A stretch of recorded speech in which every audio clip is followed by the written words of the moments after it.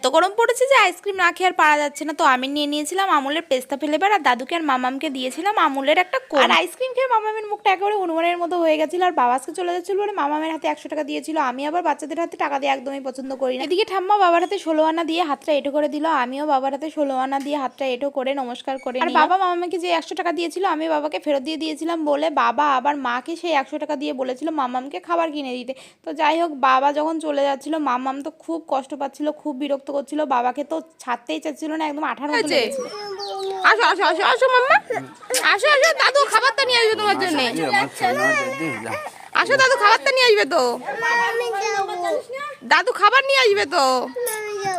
কোথায় যাবে তুমি? খাবার নিয়ে আসতেছি। দাদু কাজে যাচ্ছে তো।